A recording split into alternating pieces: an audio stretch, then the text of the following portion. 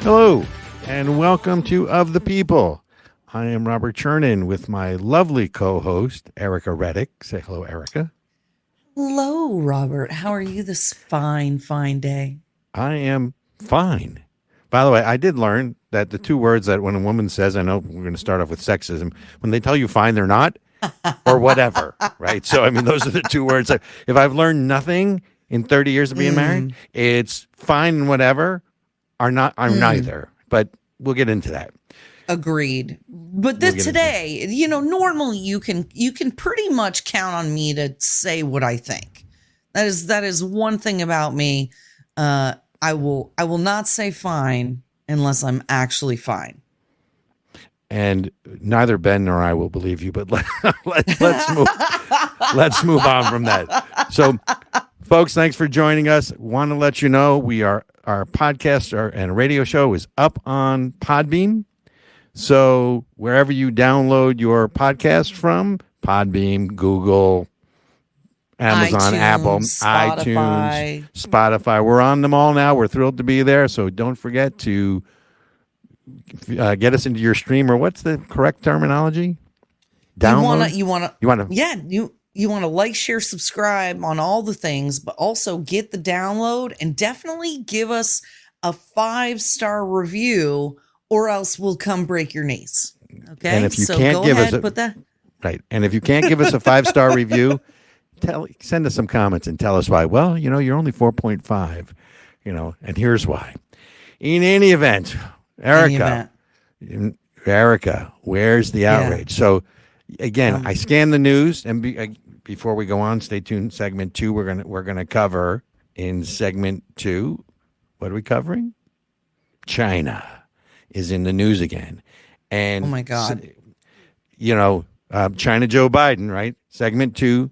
Stay tuned for segment 2, right? And segment 3, we're going to cover go woke, go broke. All right. Keep your foot on the gas. I got my seatbelt buckled. I'm ready to go. Latest outrage. So I just found out that in 2021, the federal government, the FBI in particular, FISA, there were 278,000 unauthorized warrants that the FBI used without FISA approval. Now, FISA, folks, is the Foreign Intelligence Surveillance Act, right? And the FISA court, FBI is supposed to go get approval. They petition the court. They present evidence. You get a warrant. That's the way it works, right? And remember, FISA was passed to monitor foreign individuals who may have influence in the United States, and you're not supposed to spy on U.S. citizens without cause, and this court is supposed to be the protector of that. 278,000 times in 2021, the FBI spied on Americans without court approval. How is that? How? Did you wait? Hold on. 270,000? No, 278,000. This came from. God. Yeah. This is, by the way, you know what this is, right? This is big T. Trust the government. Hi, it reminds me of that old expression, right? Hi, I'm from the government. I'm here to help you, right? That's the scary part for me. What did Reagan say? Those were like the world's scariest words, or something like that. I am channeling Ronald Reagan. But what's your opinion on this? So the FBI, right? Which now, and again, we're still playing off the Durham report, and all the errors and certainly political decision making without proof, without vetting that they did in the Durham report. It now turns out, unrelated, by the way, to the Durham report, 278,000 times the FBI spied on Americans without court approval. To be honest with you, Robert, I wish I could be outraged, but I'm not at all surprised.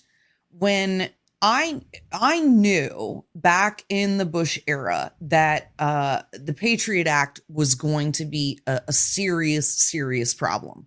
And this idea that you could create a system where, it's okay if we spy on foreign nationals and all these Americans just happen to accidentally get hemmed up in it, we promise we won't do anything about it. We promise we won't do anything with the information.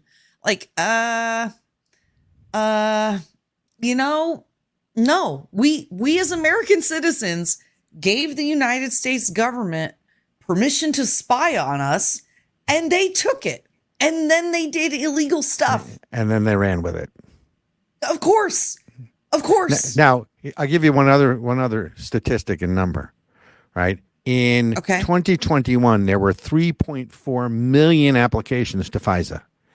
In 2022, now remember everything that happened in 2021, right? In 2021, it was January 6th. It was all the protests. Yep. It was, it was election integrity, questioning the election, all these things. It dropped from 3.4 million to 300,000. And actually, let me get my numbers because I know somebody's going to challenge me on this. It dropped. Wait, what? So 204,000. So the FBI and other federal bodies made 3.4 million applications to FISA to spy on Americans in 2021. 204,000 in 2022. So how do you drop, right? So now FBI Director Wray said, well, based on the FISA report, and by the way, this is a report released by the court itself. Wow. So this isn't a third party. This is the FISA court released an opinion, and it came out, and I want to say August of 2022. It's just been released now, right? I think last time I checked, it's 2023 sometime along the way. Yep. Right? Yep. The federal court, the FISA court itself said, here are the instances of application. Again, you go from 3.4 million to 204,000 in a year's time differential. Why the difference? And then, by the way, here's 278,000 times you, the FBI, used an unwarranted search for records on Americans. Oh my God, this isn't, Robert. If deep state, police state, administrative state, whatever you want to call it, it's just wrong. And again, media doesn't cover it. Where's the outrage? Nope. It is outrageous to me. This is exactly what we're talking about when we say we need to drain the swamp. We need to get rid of the administrative state. Okay. Remember do you remember, Robert, a few weeks ago, you read that finding, was it from the DOJ from the 80s that said a patriotic American is like the most dangerous thing that there is, or something like that? Department of Justice. Correct. Yeah. So they have decided that if you are an American with American values, that you are a danger to who? To who? Well, to the government, right? That's right. To the government power and the government overreach. So over and over and over again, we're hearing about the IRS being weaponized about American citizens. Who was it? Matt Taibbi. As soon as he started the Twitter files, working on the Twitter files, all of a sudden he's got an IRS audit opened up on him. Literally the day that which one was that dropped? Taibbi was testifying before the House subcommittee, That's I think, what it on was. weaponization. That day, the IRS shows up at his door as he's testifying. They Erica, opened. Do you believe in coincidences? I don't. No. And this is like, and all of a sudden now the IRS is doing field visits. Okay. So we said, are those guys with or without, wait, with or without guns? With weapons. Remember last year, they wanted to appropriate for 87,000 new IRS agents, and they were training them with weapons. And all of us conservatives were like, hey, this is bad.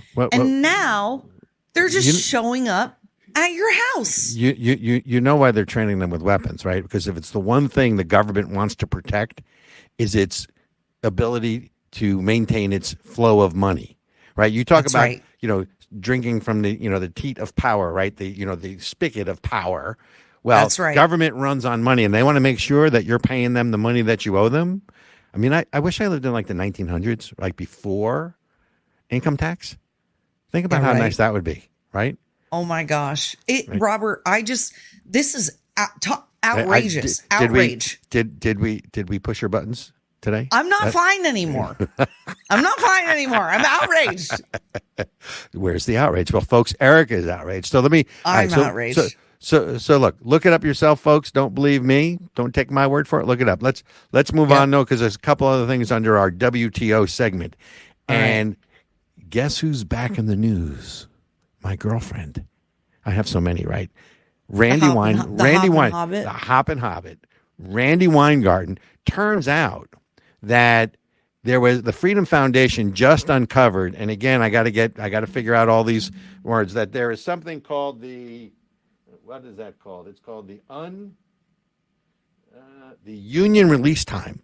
So union release time is something that the federal government put in place with the unions, that even when you're in the union, you're teaching, and it's like, think of it like a leave of absence. You still accumulate pension time and money. So for 25 years, she's accumulated all this pension, even though she worked for like 6 months. And guess who's paying Randy Weingarten's pension when the time comes? You and me? Taxpayers, baby. Taxpayers. Wait. I'm not lying. Wait. Look it up. No, wait. You're telling me that a broad who has not taught in decades and was only a teacher for like 5 minutes and is a union leader. Let's call her what she is. She's a politician. She's a politician. She's a politician. We're paying her pension? Well, not yet. She hasn't retired yet. Excuse me. She's still collecting $540 some odd thousand a year as a salary, but it's called union release funds or union release. Let me get that term again. Hello. It's called union release time. Look it up. And again, the Freedom Foundation uncovers this just recently that, and by the way, this isn't just really about Randy Weingarten. You know, we personalize it because she is such an anathema. She's such a politician. She doesn't give a damn about the students. I'm not even sure she cares about the teachers as much as she cares about the Democrats and protecting her flow of money. Dollars. That's right. But, right? It's not just Randy Weingarten.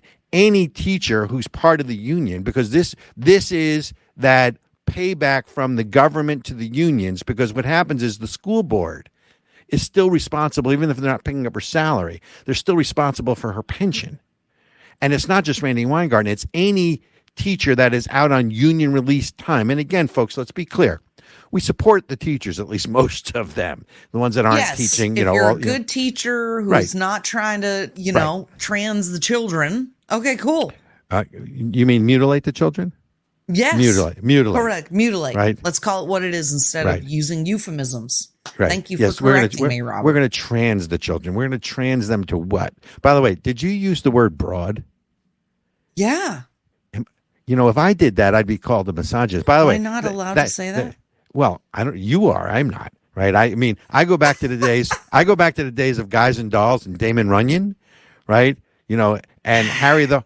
There I go with my movie reference. Right. Musicals. By the way, in my house, you had to deal with Broadway or sing Broadway musicals to survive. So Guys and Dolls was a big one. There's a guy named Harry the Horse at the bar, and Adelaide, who is the love interest of in the movie Frank Sinatra, in Alan Alda is the it was Alan Alda in the Broadway play. I'm sorry, Robert Alda, Alan Alda's father. But Harry the Horse has a line that goes, "Hey Nathan, she's a right broad," right? So now that's such a throwback to the 50s, but the fact that you use that, I love that. It's a good word. It's a good word. By the way, the opposite of broad is narrow. So I'm not sure how those two relate to each other, but so let's see. Women are broad and men are narrow. I mean, we are two-dimensional as men. We're two-dimensional when we're linear. Men are, I thought men were like waffles and women were like spaghetti. Great book, great marriage book for anybody listening out there. But no, I cannot believe that taxpayers are responsible for paying the pension of a person whose job it is to lobby against the taxpayer in order to fund their salary and benefits and the way that things go. So I have to pay you to lobby against me to get more money out of my pocket. Okay, Pretty so much. that's why Pretty much. that's why Yeah. I'm against public sector unions to begin with. But the fact that that is extra insulting. Well, If you make a $500,000 a year salary, honey, you do not need me to pay your pension. Well, let's be clear. New York State taxpayers will pay her pension because that's where her pension emanates from. So it's state oriented. So it's taxpayers in general. Still. But across the country, understand, this isn't just a Randy Weingarten thing. This is a backroom deal between the Democrats and the unions that is being paid for by taxpayers across the country. And thank God for the Freedom Foundation who unearthed this. And by the way, very recent, thing. It's not even anywhere in the news. Really, I mean, if you search it, you'll find it. But it's just, again, it just never ends. It's like it's like you're peeling back the layers of the onion, and you just keep peeling back layers, and you just find all the more crap. Literally. Oh, it's like, oh, here's the termite colony. Oh, here's the cockroach colony. Oh, here's where the mice are living. Oh, here's where. Oh my God, next. There's gonna be dead possums on the back porch. Robert, spoken like a Vermont girl, or excuse me, a Vermont broad. I like it. Yeah, well, I don't know which I would prefer. Randy Weingarten or cockroaches. It's a tough choice. Let me think. Can I think about that and get back to you? You can get back to me next episode. We'll talk about it next time. All right. Speaking of cockroaches, that's a good segue. Thank you. Speaking of cockroaches. Did you know that climate change is all the fault of white men and that all white men should be in jail? Come on.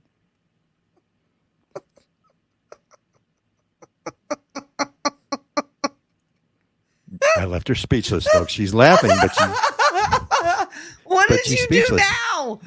Me? What's your fault now? Well, so...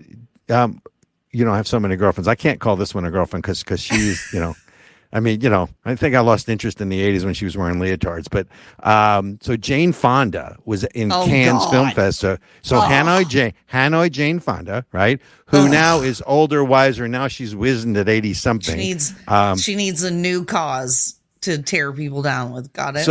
So what she basically said is that first of all, racism is the cause of climate change. And racism is caused by white people, and therefore all white people should be in jail. And that's literally to a Cannes audience. Hang on a second.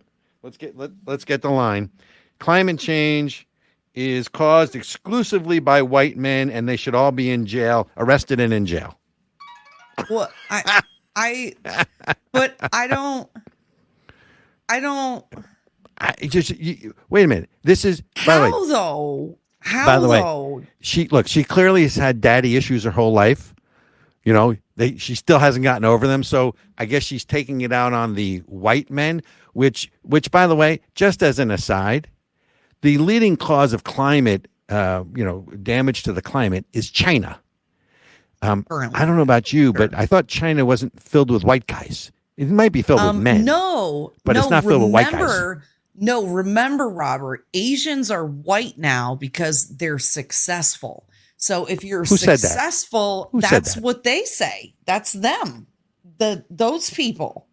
If you are an ethnic minority and you are successful by the normal metrics of like education, financially, or whatever, it means you are appropriating whiteness or you are white adjacent and therefore now white. So that's why Asian people, can be discriminated against at Harvard and all of these other things because they're too successful at education and getting into things.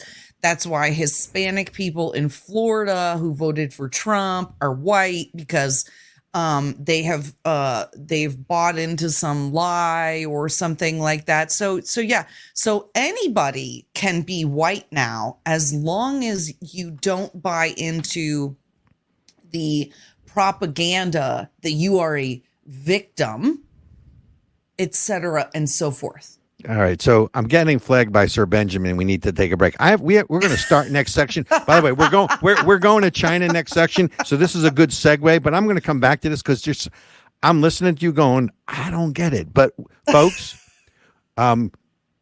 we'll be right back. We got to go make some money, being the true bourgeois capitalists that we are. Stay tuned for segment 2. We're going to pick up where we left off. We'll be right back.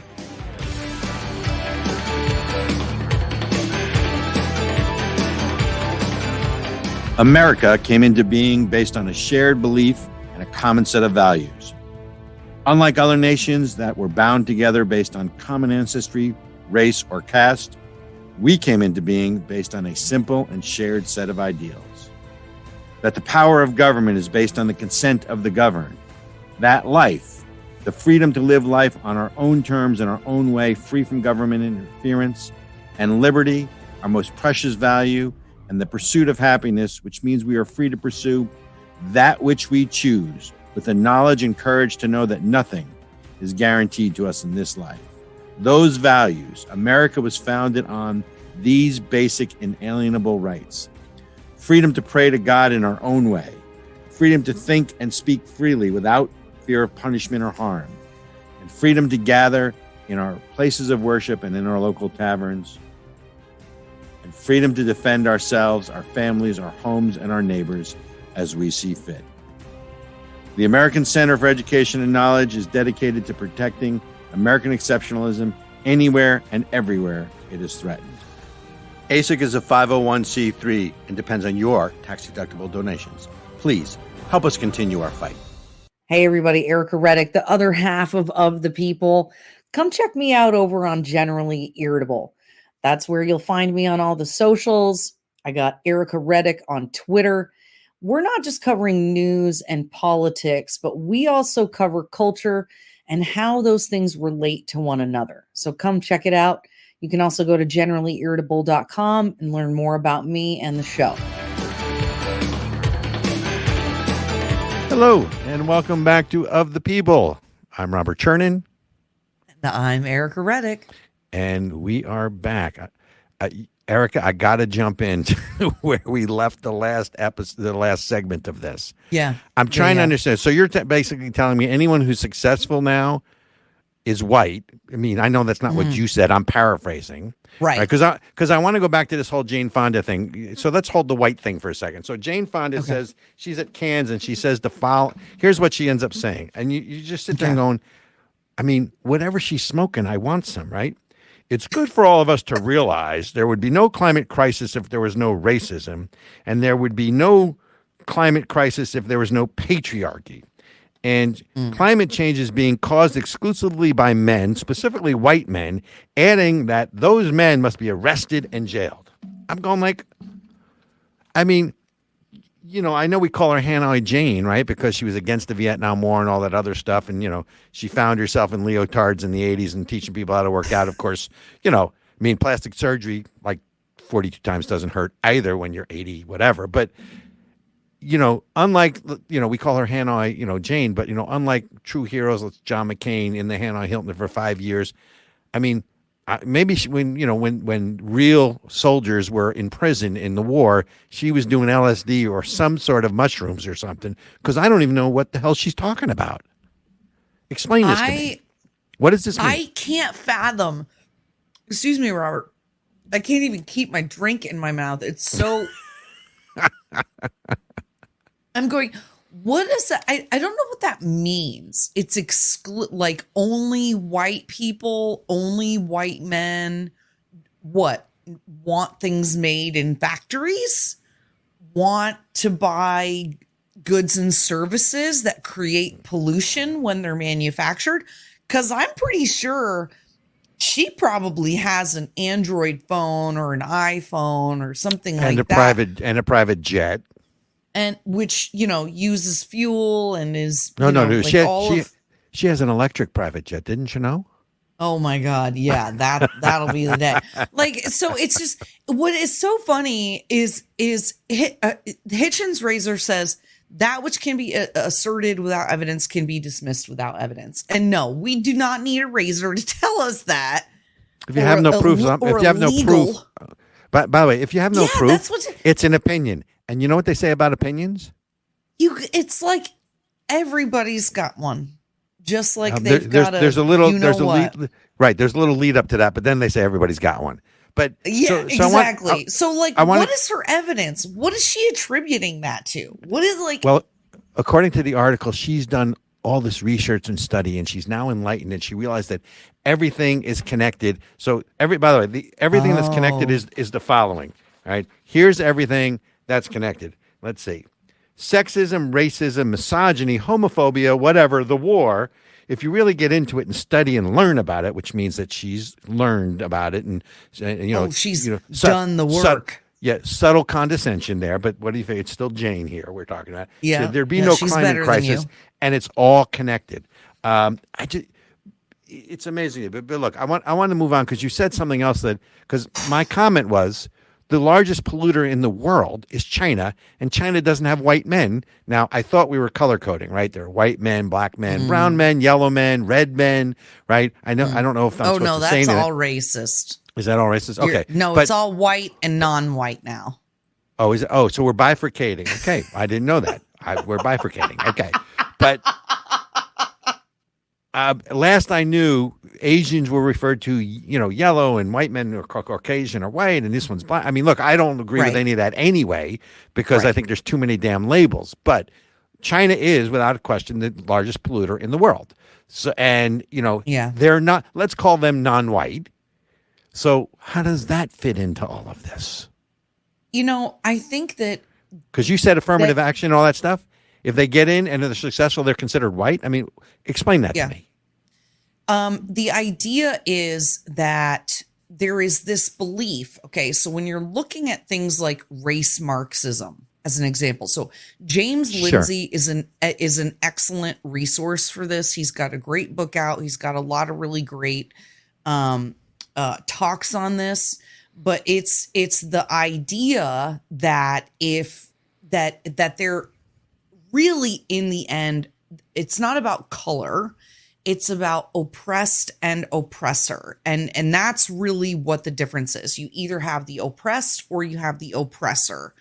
And so if the original oppressor is the white man, right? So we as white people are the original oppressor as the colonizers of the world, even though everybody was colonizing everywhere. Wait a minute. What happened to the Romans? What happened to the Chinese? What happened to the Mongols? What happened? I mean, what happened what happened to the Ottoman Empire? What happened to? Okay, so what happened to Persia? What am I missing? Remember, time started in 2020. That's good. It'd make me a lot younger then. If time started in 2020, then I'd be like, what, 3? I don't think I want to go to 3. Can I start at like 35? No, I want to start at 35. I mean, literally, this is such crap. This is such crap. There's this weird belief that like somehow the United States or the West is unique in the abomination that was slavery, indentured servitude and things like that, which still go on today. Excuse me, the Jews were slaves in Egypt. I believe if you read the Bible, the Old Testament, years ago. I think I don't know if the Jews were the original slaves, but they certainly predate African slaves, at least on modern record. And by the way, all slaves didn't come from Africa. Just saying. But again, remember though, Jews are white people now. Okay, so Jews back then were brown people because they were Sephardic. Okay, don't stop using don't question reason. Me. So this is the problem. Don't question me. You're trying to use reason. This is the thing that people. First mistake. Oops. Literally, the one thing that is the kind of through line to all of these conversations is that none of it makes any sense. It's literally just people saying things and not having good reasoning behind it to try to demonize, separate, and cause chaos. Demagogue. That's all it is. Demagogue, demonize, and divide, as I like to say. So So I want to stay on the China thing for a second, because China obviously is in the news, and I want to get serious for a second. I know that's hard for the listeners to believe, but I want to get serious, right? So the Biden administration, right? It started, if you remember, that Secretary of State Blinken back in, I don't know, 2021, I think it was August, don't quote me, had a meeting in Alaska with his counterparts in China, and they dressed him down about what a bad, and we were so ill prepared for that meeting. I think I even did an interview on either, I think it was OAN, I don't remember at the time, or Newsmax about it, because they had me on as part of that. And then you go through the whole sort of, unearth information about China buying, the Biden family. I don't know if it extends to the president, but certainly the Biden, the Hunter Biden laptop, all of, Russian disinformation, of course, right? And now and then there was the spy balloon, and there were so many other things. China's buying up farmland. They're buying up all these corporations, in this country. They're buying up Smithfield Foods. They control the PC division of IBM, BlackRock.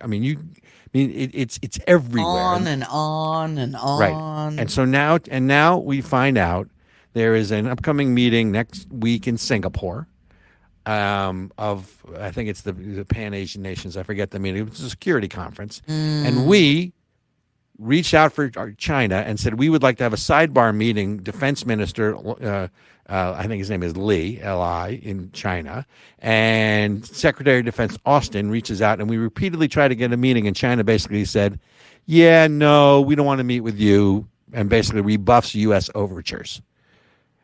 And you sit there and wonder, do we really understand the power politics that China is playing in a geopolitical game? And if you look at their Belt and Road Initiative, where they're really investing in developing infrastructure in the third world, and let's face it, on some level, this is all prostitution, right? You're paying for services, because if you're building the third world country, they owe you, because you're lending them this money, right?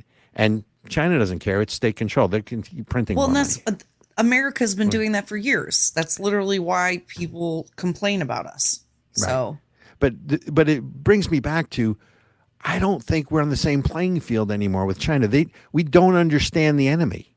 And again, we're not talking about the Chinese people. We want to differentiate. But you're talking about the Chinese Communist Party. They are vying for global hegemony. They are vying and competing economically, militarily. And don't forget, all the technology we get from China, right? Most of it. All the medicine we get from China. And by the way, did you know? A Chinese company, and it's actually Hong Kong, bought Tutor.com, which is an online service, right? It prepares you for college, all those other things. It's a U.S. company that was just bought, right, by a company in Hong Kong called Primavera Corp, right? It makes it sound like it's an Italian meal. And who signs up for Tutor.com? Mostly the U.S. military people. Do they not see what's going on here? What? The point is that China's at war with us. We were making fun of we segued from obviously Jane Fonda and white men, yellow men, China's the biggest polluter to a serious comment about China being at war with the United States, and it's a multifaceted war. And we're asleep at the switch. At least the Biden administration is. You got to give Trump credit. Go ahead.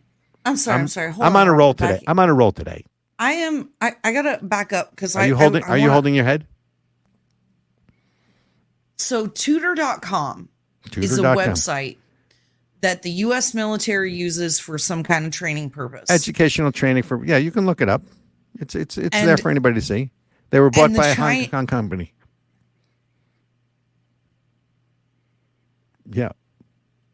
Okay. And nobody gives a oops. I don't understand. Sorry. Ben, we're going to have to bleep that. You're going to have to bleep that. Oops. Sorry.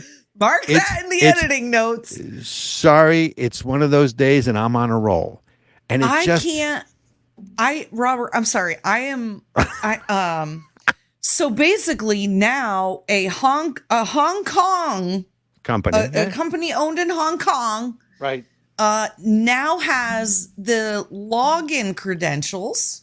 You got it. And the ability to track the trainings of U.S. military personnel. That's what I just heard you say. Correct. So here you go. Princeton Review and Tutor.com are now owned by a Chinese company. Primavera Capital Group, based in Hong Kong, quietly purchased a well-known brand, which, by the way, was previously owned by a Korean company. I know we're not at war with Korea, and Korea is not at war with us, but it is a test prep company, an online tutoring platform. And Tutor.com has a long-standing contract to provide services free to active duty reserve and other U.S. military service members, Defense Department personnel, et cetera, et cetera, et cetera. How do we not have?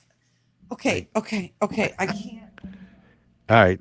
I can't even. I'm sorry. I can't even stay seated, Robert. I can't. Okay. But here's the point. Here's the real point. Is that when you look at the multifaceted world, right?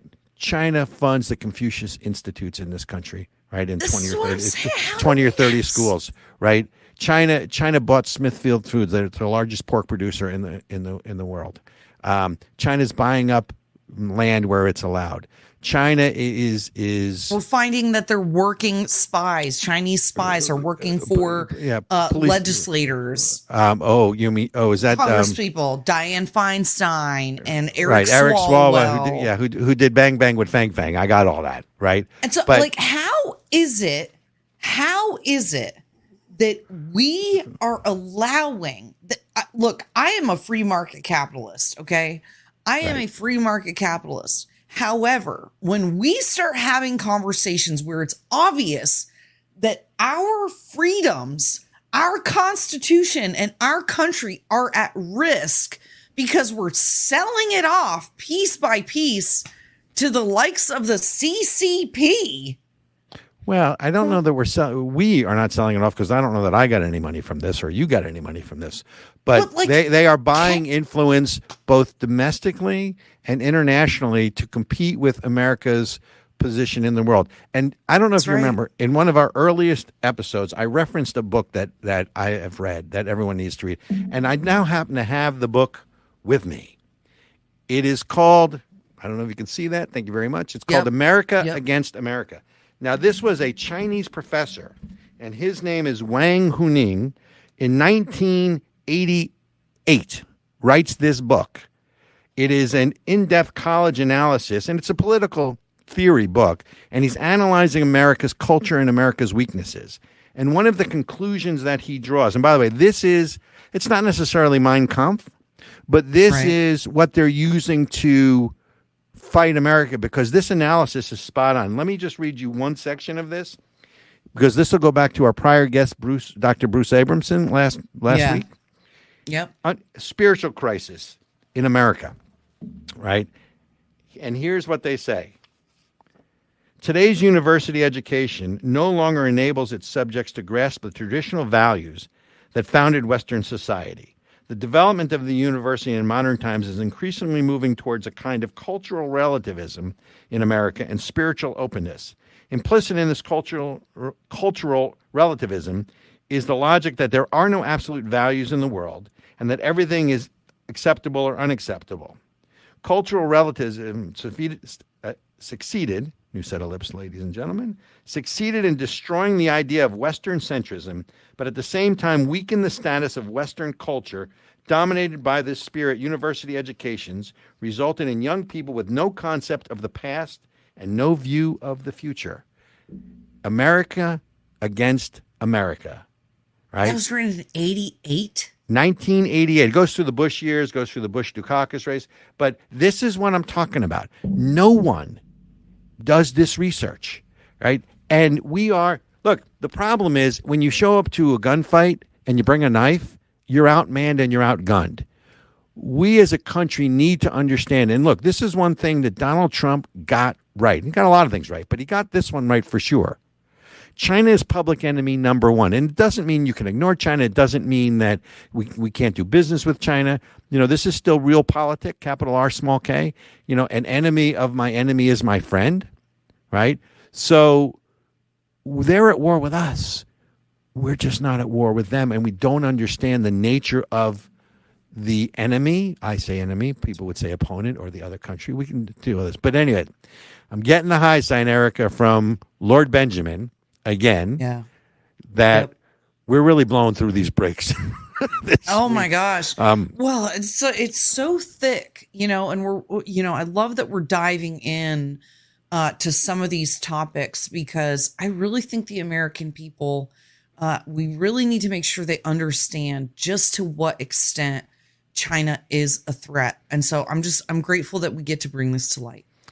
20th century was the American century. If we're not careful, the 21st century is going to be the China century. Folks, chew on that for a while we go make some capitalist money on a bourgeoisie break. I'm Robert Chernin with Erica Reddick. We'll be right back.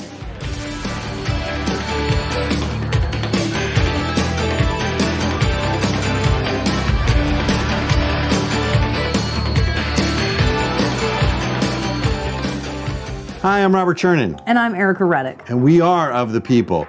You can find us on Rumble. You can find me on Twitter at RB Chernin. And I am at Erica Reddick. Look us up. You'll be entertained. That we guarantee. Absolutely. She's never wrong. Ever. Just ask my husband.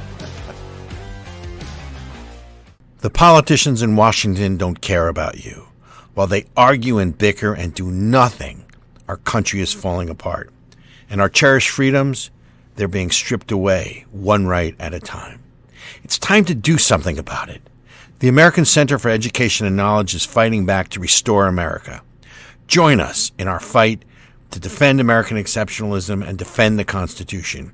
Go to acekfund.org to learn more. That's acekfund.org. Do it now.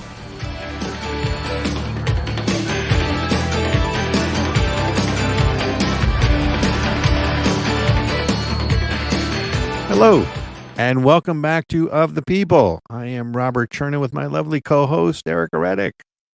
Hello. Say hello. We're back in quite a spirited segment last time. I want to say one thing, folks. Again, this whole China issue, we're talking about the one section of this book called America Against Americans, right? It's 1988, if you can find it, but it's worth the read. It is what the Chinese government is using to try to defeat America from within and also from without. But I want to segue, Erica, because the one thing we talked about was just how they assess the spiritual crisis in America, and this does segue to the culture war or the cultural crisis that we're having in the country. So yes, I want to throw a line at you, and I want to get your reaction. Okay. On your cultural, right? Go woke, go broke.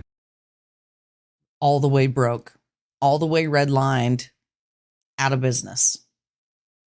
Well, they're not all broke, but so Target has just lost $10 billion in market cap. We've touched on the, Queen of Beers thing with, Budweiser or Bud Light losing $6 billion of market cap. You've got, Bed Bath & Beyond, who's now in bankruptcy, Chapter 7, right? They're going out of business.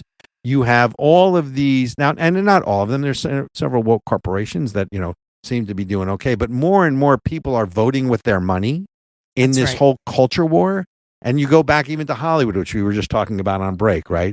The things in Hollywood and which movies really are bombing because they have this woke spin on everything. It doesn't mean everything that's woke is going broke, but doesn't it appear to you like people are finally starting to vote with their pocketbook on where they spend their money? Yeah, and I am for it, Robert. I am really for it, and I want to take a moment. I want to take a moment to give a shout out to the fellas out there, because I really feel like the men are leading the charge in this. For a long time, ladies, much to our own detriment, we have gone along with this idea that everybody's got to be included and inclusivity, and we got to tolerate everybody. And the whole thing is, if you tolerate everything, or if you say that everyone deserves tolerance and acceptance, then you have to tolerate things that are unacceptable. And so us as ladies, we've just kind of been going along with things and giving away our rights and giving away our safe spaces and letting people run roughshod over us. And it wasn't until the woke mob tried to go after something that is for the guys. It's the guy thing, right? So more guys. Wait. What did they go after? What guy? Bud Light. Bud Light. That is Budweiser is a men's brand. I mean, realistically, when you look at the women don't drink Budweiser. Well, they do. I'm not a beer guy, so let's put that out there. I'm a martini guy, as you might expect, right? I'm a Grand Marnier guy, but I don't. Budweiser is a guy's brand, really? You can tell by the marketing, right? And that was one of the things that woman had correct. That everybody, the VP of marketing, everybody wants to be mad, but it is known as a men's brand. It's marketed with hot women and sports and Clydesdales and really masculine stuff. And that's okay. I'm not offended by any of that, right? But the guys are not going to let woke brands take their stuff, demean them, diminish them, and call them names. Okay, so guys are not going to stand. They're done standing for it. And they stood up and said, we're not taking your crap anymore. Middle America stood up and said, we're done with you. And I really believe that created the groundwork for everybody to start standing up against these woke brands. And I'm for it. I'm totally for it. So let me give you an alternative opinion on this, right? I hear you. I'm not sure I agree with it. First of all, I am the epitome of a toxic male, according to Jane Fonda. And if Jane Fonda had her way, all white men would be in jail. And therefore, Anheuser-Busch would go out of business because there'd be no men drinking the beer because they'd all be in jail for climate change or racism or something. That's right. That's nonsense. Where you belong. But yes, toxic masculinity 101. I have a different take on this. So my take on this is it was a bridge too far, right? So first of all, there's a study out there that says that, because let's look at woke corporations versus non-woke corporations, and there are some out there. I mean, obviously there's a much larger line of woke corporations, but they're all a question of degree. Like when Georgia came out, I think it was last year with the the voter ID and the Vote Reform Act, where oh my God, it's racist and it's voter suppression. Turns out that the turnout in Georgia in the last election broke all records with the new law. Higher than ever. So higher than ever. So put that in your pipe and smoke it, right? So, but a lot of the companies that came out against that, it's one thing. I think when they got into the sort of sexual, transgender, LGBTQ, ABC, XYZ nonsense, right? And those sort of gender issues, and you go after that, that's where I think people drew the line. Because again, looking at the numbers, there's a study out there, and I can quote you chapter and verse if you want to have it. But there's a study out there that did a 10-year study of 200 non-woke companies and showed that their historical return on investment was 364%, and the woke companies are 230%. Wow. That clearly shows you that corporations, the woke ones, are getting away from what they're supposed to be doing, which is make money for their stockholders. And I don't know about you. You talked about Hollywood a little while back and what's going on. It's like, and I'm an old guy, so I watch old movies, right? Mostly dead people. But Turner Classic, movies I love because it has all the old movies. But what I hate is stop proselytizing and preaching to me. Don't tell me that Gone with the Wind has these objectionable scenes, or don't tell me that this is racist or that. Just shut up. I want to watch the movie. I'll draw my own conclusions. I don't need you to tell me what to do. And it's the same concepts here that, the companies that are neutral. You don't have to be pro-conservative, by the way. I don't care. Just stay out of it, right? I don't watch sports. Stay out of it. Stay out of it. I don't watch sports to be proselytized or persuaded or to be preached to. And look, for years, I said to, when this whole Black Lives Matter, nonsense crap came out and everyone was kneeling or not standing for the flag, my attitude was simple. They have every right to do that. I think they should do it outside the sports arena, because I don't tune into sports to see that. I tune into sports to watch a game. right? But they have every right to do that. But I also then have every right not to watch because of it, which is I haven't watched sports in years because of it. It's a shame. I'm a baseball guy. I'm a Yankees fan. Obviously, don't hold that against me. But I think when you go back and you look at it, just be neutral. Businesses are supposed to turn a profit. That's it. Don't preach, don't proselytize. And historically, the numbers now back it up that the woke companies do worse for their investors, and some of them really bad. Target, right? And those guys are the ones that forget about the ones that said the Georgia voter ID law was racist. That was a huge amount of companies. But I think when you start going after sort of the transgender sexual orientation, there are more than two sexes, and you've crossed a bridge with certainly flyover country. And by the way, that's where all the money is spent. I was just going to say, Robert, what is it? Something like 80% of all retail choices are made by women. I think it's actually higher than 80%, but I don't want somebody to fact check and say that I'm a liar. But it is upwards. It's at least 85%. The majority of retail decisions are made by women, whether it is going to the movies, right? So what we're seeing going on in Hollywood, whether it's shopping at stores like a Target, like I hear you're going to see. Wait. I hear you're going to see Little Mermaid. Yeah, everybody tune in later this week. Next week, we're going to be doing a review on Generally Irritable. So we're going to be doing a movie review on The Little Mermaid. Go to generallyirritable.com or on the socials and check out that movie review. And by the way, just so you know, I haven't seen it. I'm not going to see it. I did see the original because my kids were young, the cartoon version, but this is the woke version. And it's going to be, by the way, it's going to be right up there with Charlie's Angels and Ghostbusters and all the woke remakes that frankly, just, I can't say that word. They basically were huge failures.